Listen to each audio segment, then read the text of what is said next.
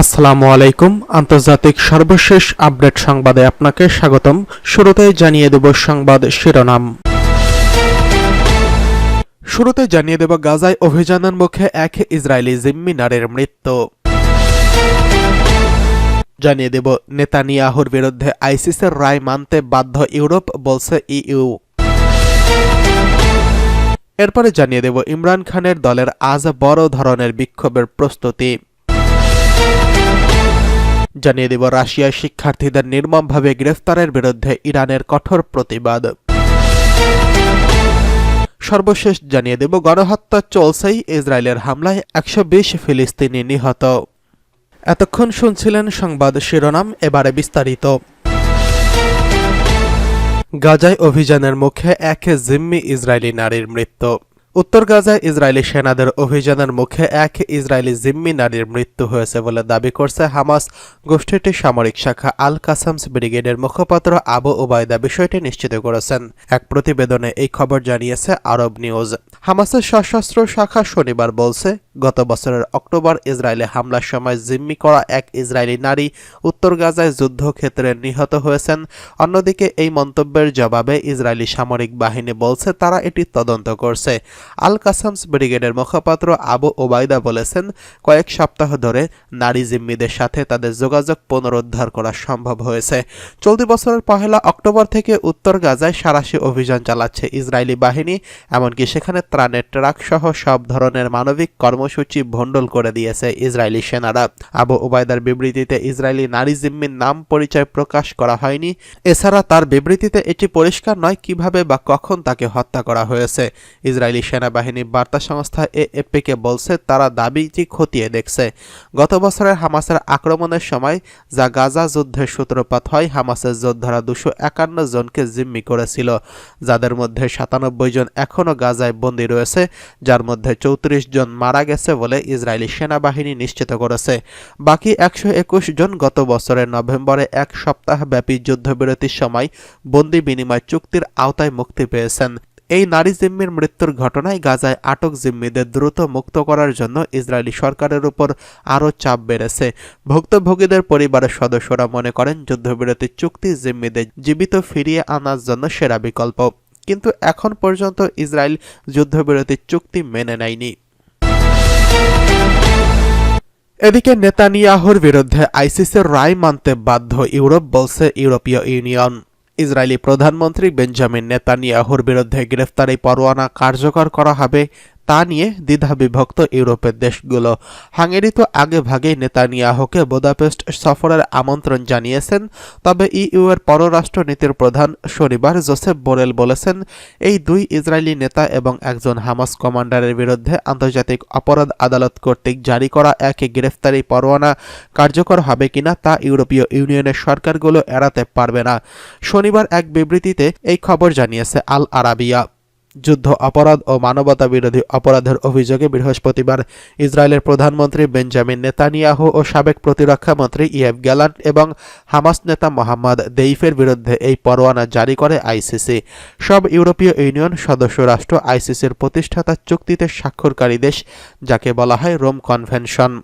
Cypress সফরের সময় EU এর শীর্ষ কূটনৈতিক জোসেফ বোরেল বলেন, যেই দেশগুলো রোম কনভেনশনে স্বাক্ষর করেছে তারা আদালতের সিদ্ধান্ত বাস্তবায়ন করতে বাধ্য। এটি কোনো ঐচ্ছিক রায় নয় যে মানলাম না। তিনি সতর্ক করে বলেছেন, এই একই বাধ্যবাধকতা রয়েছে ইউরোপীয় ইউনিয়নে যোগদান করতে আগ্রহী দেশগুলোর জন্য। যুক্তরাষ্ট্র আইসিসির সিদ্ধান্ত প্রত্যাখ্যান করছেন এবং ইসরায়েল বলছে আইসিসির পদক্ষেপ ইহুদি বিরোধী। তবে জোসেফ বোরেলের কণ্ঠে বিভিন্ন সুর। তার দাবি, ইহুদি বিদ্বেষের অভিযোগ ছাড়াই ইসরায়েলি সরকার সিদ্ধান্তের সমালোচনা করার অধিকার আমার রয়েছে, সেটা নেতানিয়াহুর হোক বা অন্য কারোর হোক। ইহুদি বিদ্বেষের অভিযোগ তোলা গ্রহণযোগ্য, বরং আইসিসির রায় যথেষ্ট সঙ্গতিপূর্ণ। এদিকে ইমরান খানের দলের আজ বড় ধরনের বিক্ষোভের প্রস্তুতি। পাকিস্তানের সাবেক প্রধানমন্ত্রী কারাবন্দী ইমরান খানের মুক্তির দাবিতে আজ রোববার বড় ধরনের বিক্ষোভ সমাবেশের প্রস্তুতি নিচ্ছে পাকিস্তান তেহরিক-ই-ইনসাফ পিটিআই। বিক্ষোভ দমনে সরকারের বক্তব্য, তার আইনশৃঙ্খলা রক্ষাকারী বাহিনীর তৎপরতায় সতর্ক অবস্থানে থাকা দলটি এরই মধ্যে ব্যাপক প্রস্তুতি নিয়েছে। বিক্ষোভ দমনে পাকিস্তান সরকার ব্যাপক প্রস্তুতি শুরু করেছে। গণমাধ্যমগুলো বলছে, বিক্ষোভের দিন ইসলামাবাদ শহর পুরোপুরি বন্ধ করে দেওয়া হবে। দেশটির গণমাধ্যম জিও নিউজের এক সূত্রের উদ্ধৃতি দিয়ে করাচি থেকে এএফপি জানিয়েছে, বিক্ষোভের সম্ভাব্য সংঘাতের আশঙ্কায় বিশেষ স্কোয়াড্রন গঠন করা হয়েছে। এই স্কোয়াড্রনে ৯,০০০ সদস্য রয়েছেন, যারা পিটিআইয়ের যুব শাখার সদস্য। এই স্কোয়াড্রন মিছিলের সম্মুখ সারিতে অবস্থান থাকবে।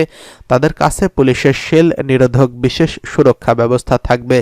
তারা নিজেদের নিরাপত্তার কথা না ভেবে এই বিক্ষোভে অংশ নেবেন বলে জানিয়েছে জিও নিউজ। পাকিস্তান সরকার ২৪ ও ২৫শে নভেম্বর শহর জুড়ে মোবাইল নেটওয়ার্ক সার্ভিস বন্ধের ঘোষণা দিয়েছেন। ইসলামাবাদের বাসিন্দারা নিরাপত্তা নিশ্চিত এবং ২৫শে নভেম্বর বেলারুশের প্রেসিডেন্টের আসন্ন পাকিস্তান সফরকে কেন্দ্র করে যে কোনো ধরনের সহিংসতা দমনে কঠোর পদক্ষেপ নিয়েছে স্থানীয় প্রশাসন। চলমান এই উত্তেজনার মধ্যে পাকিস্তানের সাবেক প্রধানমন্ত্রী ইমরান খানের স্ত্রী বুশরা বিবির বিরুদ্ধে জামিন অযোগ্য গ্রেফতারি পরোয়ানা জারি করছে দেশটির দুর্নীতি দমন বিষয়ক একটি আদালত। আল কাদের ট্রাস্ট মামলায় একাধিক শুনানিতে অনুপস্থিত থাকায় তার বিরুদ্ধে এই পরোয়ানা জারি করা হয়েছে। তাকে ২৬শে নভেম্বরের মধ্যে আদালতে হাজির করতে নির্দেশ দিয়েছে আদালত। এদিকে সাবেক ফার্স্ট লেডি বুশরা বিবির অভিযোগ করছেন, ইমরানকে ক্ষমতাচ্যুত করার পেছনে সৌদি আরবের হাত ছিল। সোশ্যাল মিডিয়া এক্সে পিটিআই অফিসিয়াল ফেসবুক পেজে বুশরা বিবি এক ভিডিও বার্তায় এই অভিযোগ করেছেন। এদিকে রাশিয়ার শিক্ষার্থীদের নির্মমভাবে গ্রেফতারের বিরুদ্ধে ইরানের প্রতিবাদ।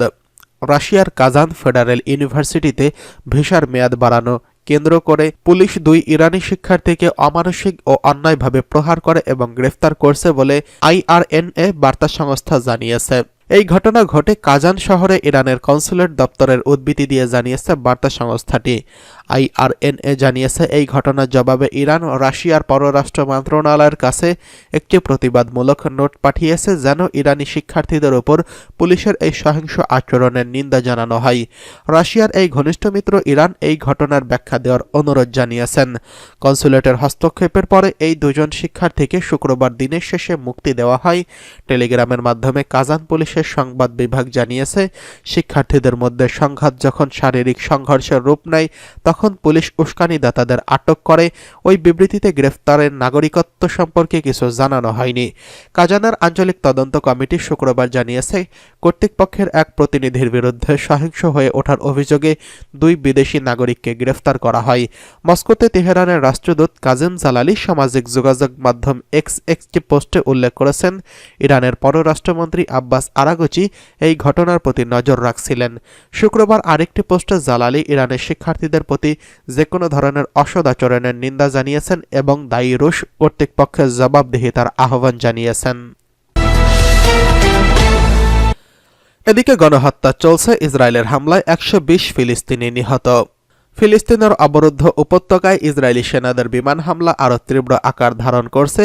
গত ২ দিনে এই ভয়াবহ হামলায় কমপক্ষে ১২০ জন ফিলিস্তিনি নিহত হয়েছেন। এই হামলার ফলে মানবিক দুর্ভোগ ব্যবহার অব্যাহত রয়েছে এবং অঞ্চলটির পরিস্থিতি আরও সংকটাপন্ন হয়ে উঠেছে। ফিলিস্তিনি স্বাস্থ্য কর্মকর্তাদের বরাতে আল জাজিরা এক প্রতিবেদনে এই তথ্য জানিয়েছেন। ফিলিস্তিনি স্বাস্থ্য কর্মকর্তারা জানিয়েছেন, গাজা শহরের জৈতুন শহরতলির একটি আবাসিক ভবনে শনিবার ইসরায়েলের বোমাবর্ষণে ৭ জন নিহত হয়েছেন। একই দিন গাজার দক্ষিণাঞ্চল ও মধ্যাঞ্চলে বিভিন্ন এলাকায় হামলা চালানো হয়, যার ফলে আবারও কয়েকজন প্রাণ হারিয়েছেন।